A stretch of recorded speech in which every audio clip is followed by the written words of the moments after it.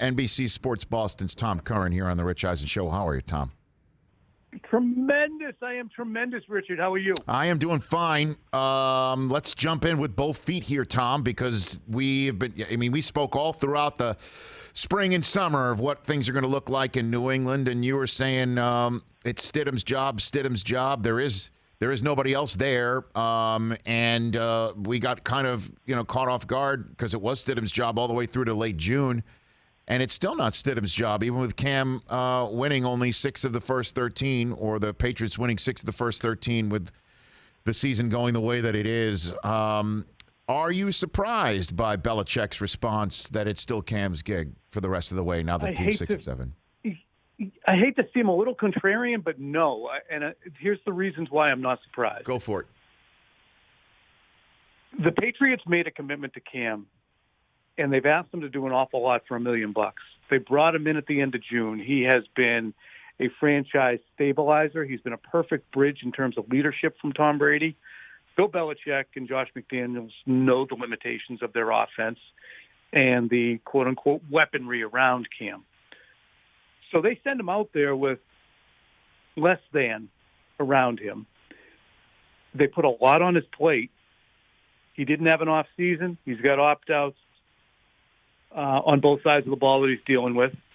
And as a result, I think that Bill would perceive it as, look, I put Stidham in, who really hasn't done a lot to impress us since Cam arrived, especially during training camp when there was, for a few days, a little bit of an open competition. That would seem as if I'm putting the blame for this on Cam, and I'm not going to do that. I'm going to remain loyal to him because he's done everything we've asked of him, including a stretch after they started 2-5 where they played pretty good. And he played pretty good.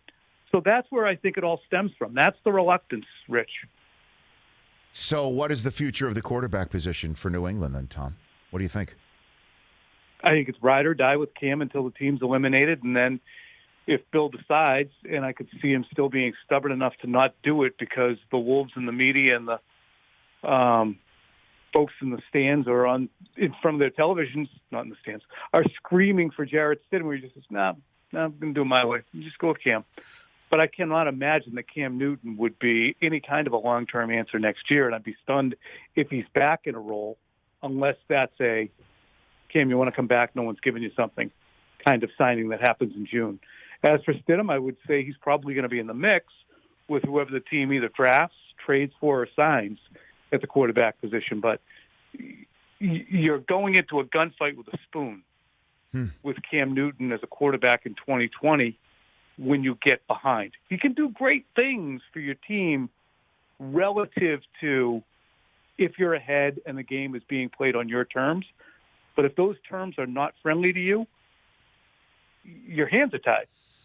So let's get into a little bit of why, a great line, by the way, going into a gunfight with a spoon. Why the Patriots are only armed with a spoon. I know you were somewhat vocal because I follow you and follow your work, Tom Curran, from out here in Southern California, that when Bill Belichick said that there was a price to pay, essentially, for selling out over the last several years to win Super Bowls before Brady would eventually leave, and they thought he would probably still stay.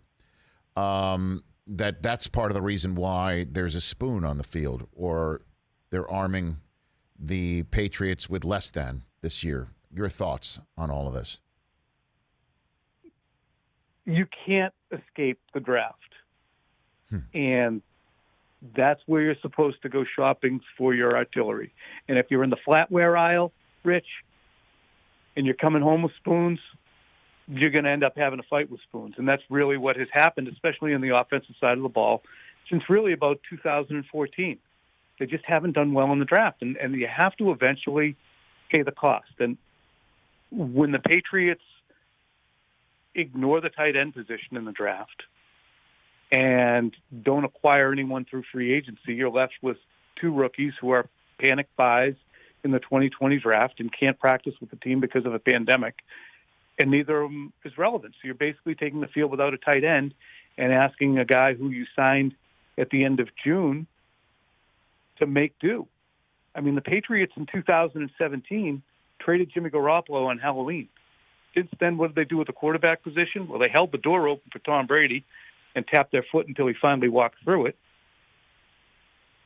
And they signed or drafted Danny Etling and Jarrett Stidham.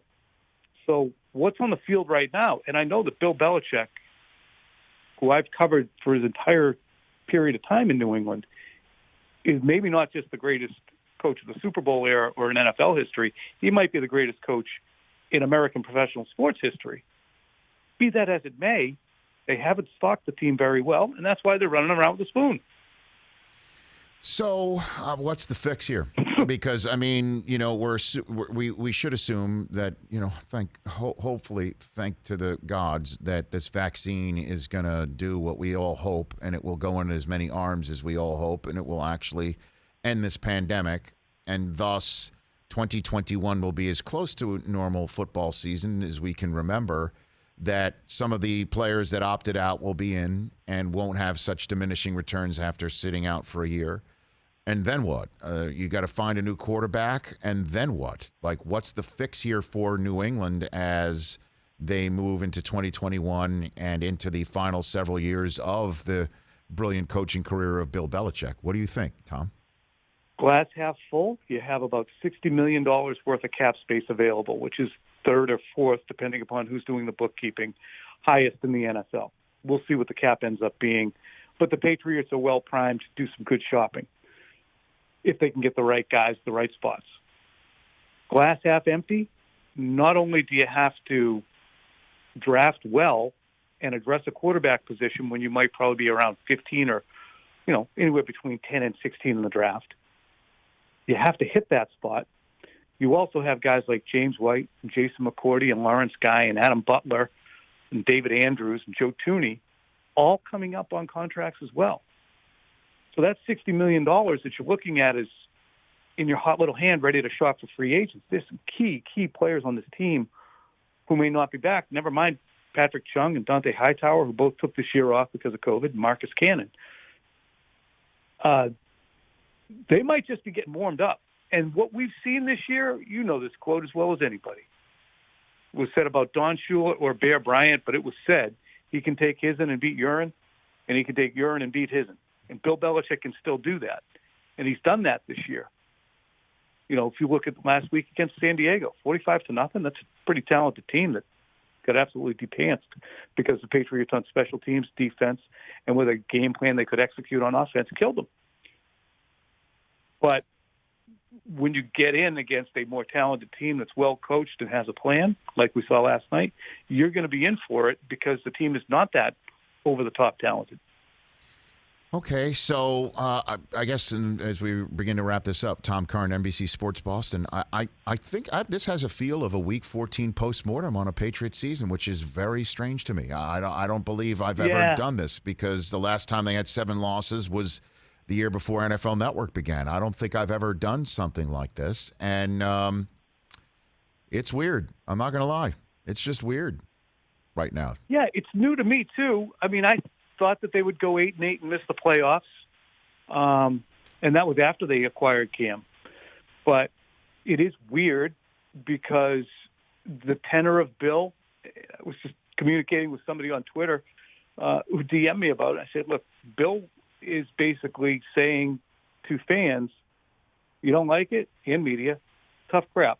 I gave you a lot of fun and enjoyment for the last 20 years. It's not that great right now, but I'm trying to fix it. You just shut up and wait for the entertainment. I'll provide it when I can. So sit there.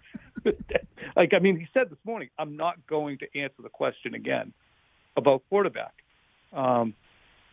He has taken on a role of, I don't have to answer to you people, which I get.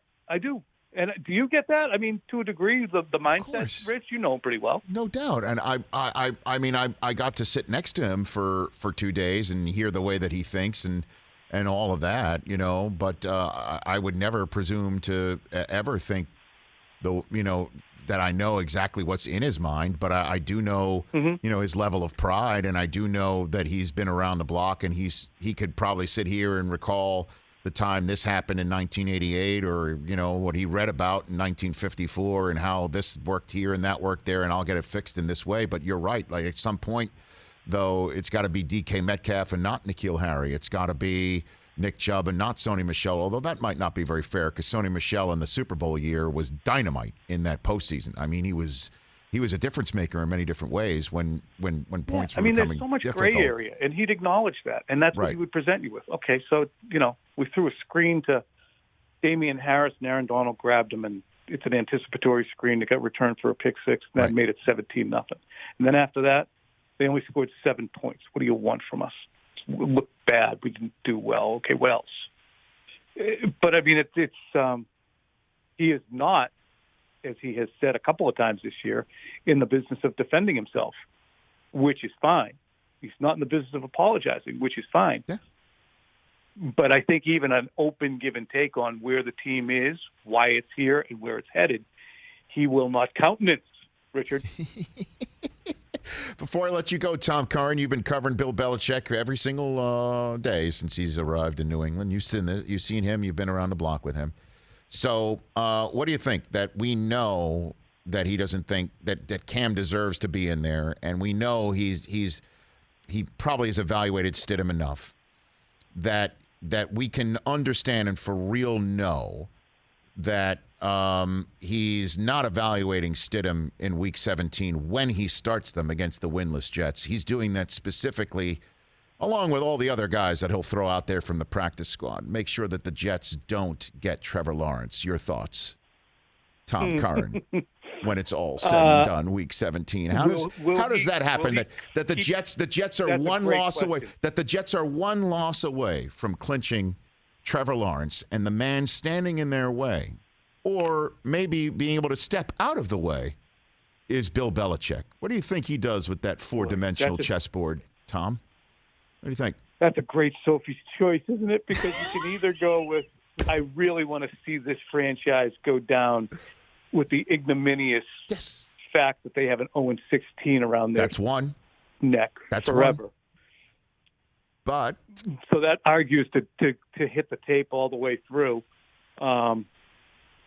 Boy, that's a great question because I know he likes Gase too. Does he want to saddle Gase with that?